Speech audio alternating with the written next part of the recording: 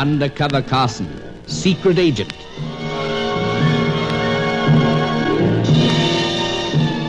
Operation Death Ray, an assignment in Rio.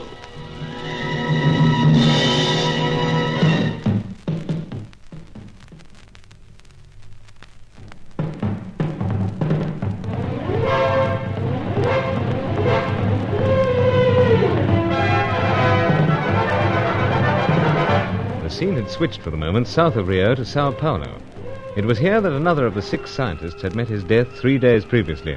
And once again, Sir Giles and I suspected that the mysterious Charco must have been at work ahead of us. But it seemed that the French-Italian dancer, Fakerilli, and Hetty Fitzhenry, the red-headed American bird painter, had also stolen a march. We located Hetty at a smart night spot, the Golden Eagle. She acted in a strangely hostile fashion to me.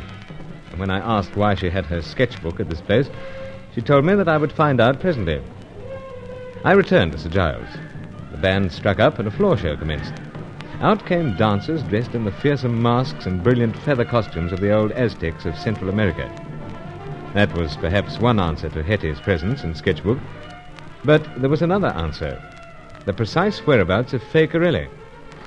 As the floor show ended, Sir Giles had his doubts, but I was certain. An amazing spectacle, Carson.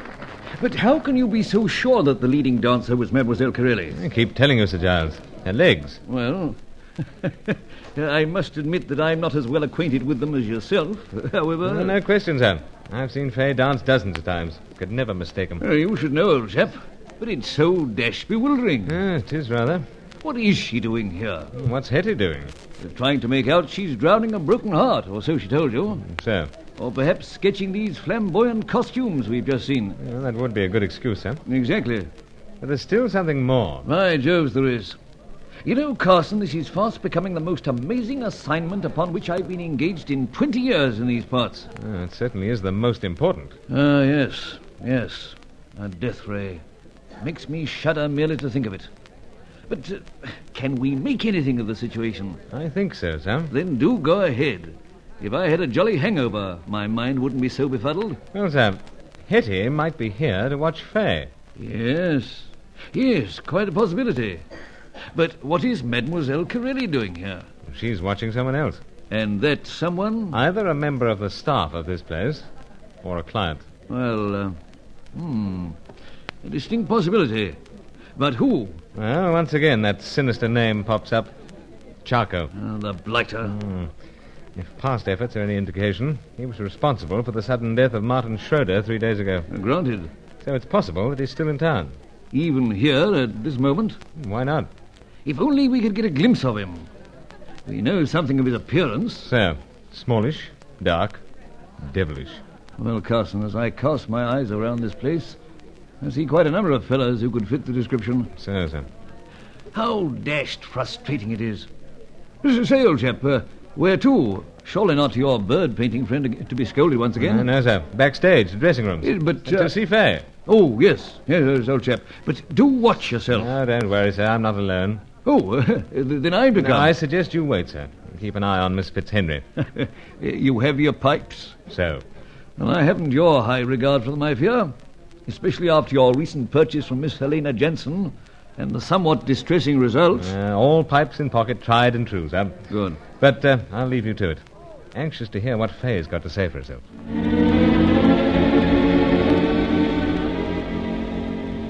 Besides, I had something to say to Faye. The last we'd heard of her was a phone call to Sir Giles in Rio. A call that saved myself, Angelo, and our gruff pilot, Herman Nagel, from a sticky end in midair. A couple of bombs had been planted on the seaplane, and but for Faye's timely warning, bomb number 2 would have written finis to the career of yet another undercover man. Anyway, I took a header through the kitchen of the Golden Eagle, then out to a corridor. I could hear the chatter of female voices behind the closed doors. I was wondering where to knock when I felt a tap on my shoulder. You seek someone, Ciro?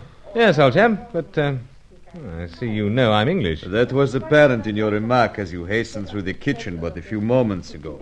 I made some remark, you said? Indeed, you said, hold tight, fellas. I did, eh?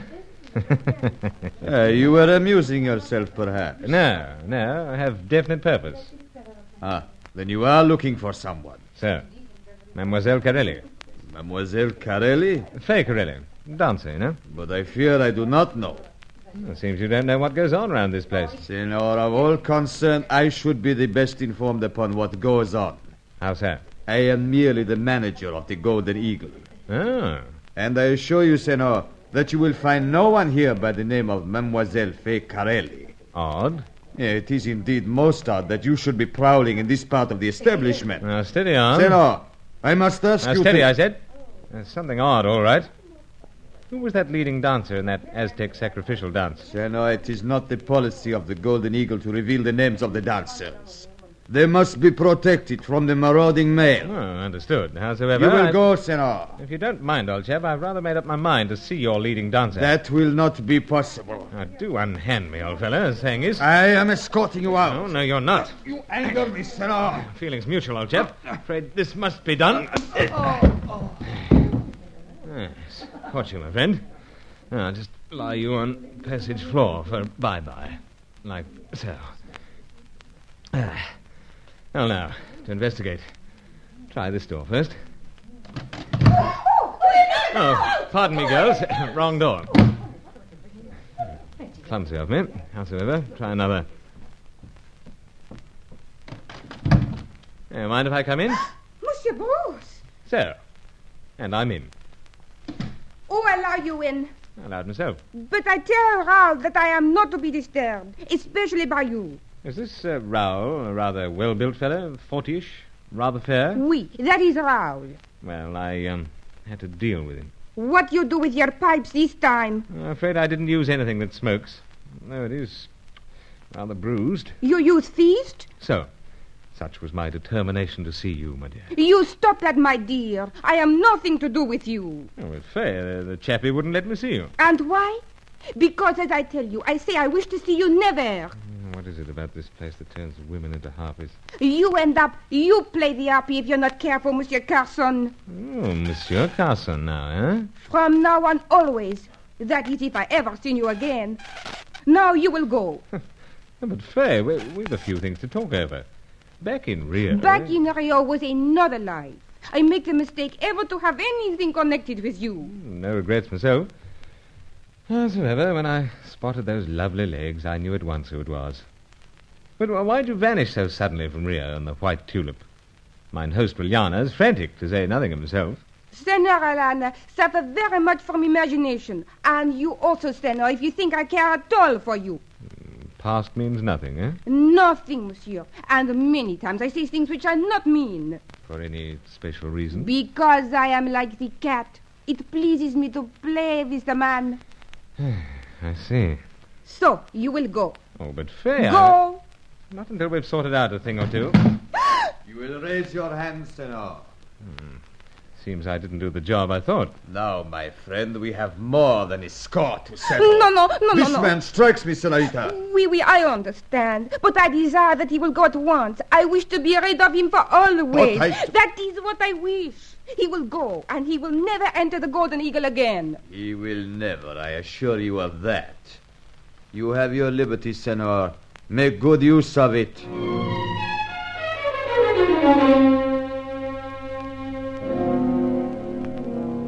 Considering the circumstances, I made very prompt use of it. Sir Giles tried to tell me that Hetty Fitzhenry had left, but a certain urgency in my manner told the old boy that it might be judicious for us to leave.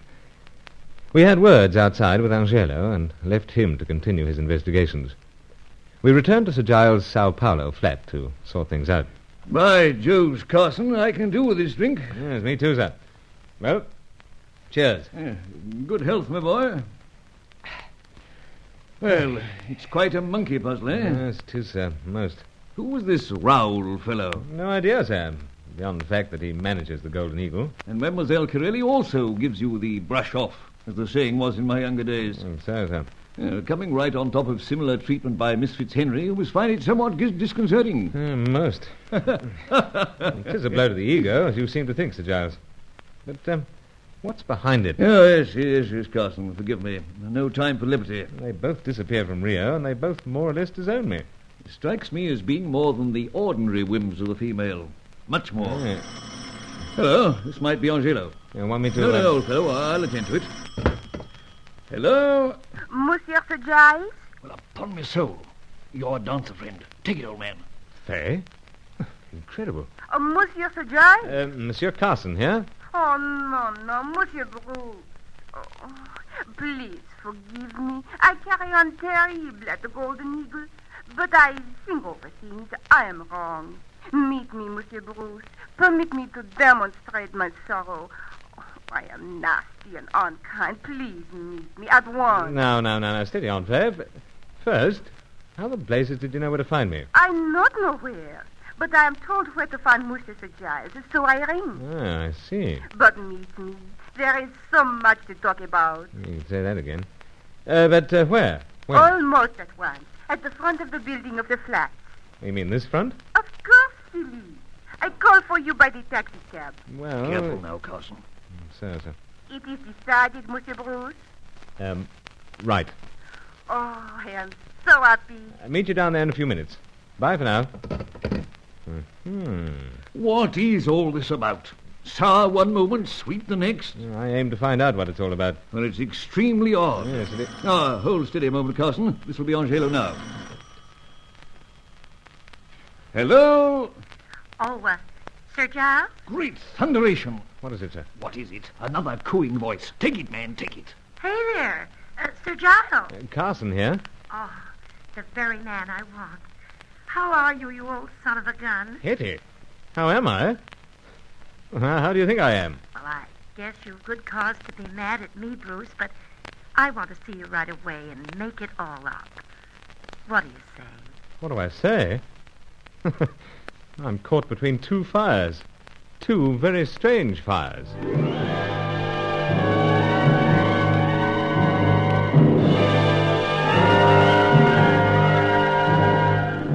was bewildering, all right. First Hetty spurns me, then Fay. Then Fay is all apology, and a few moments later, Hetty. Women will have their tantrums, but it seemed they were having them to a purpose in Operation Death Ray.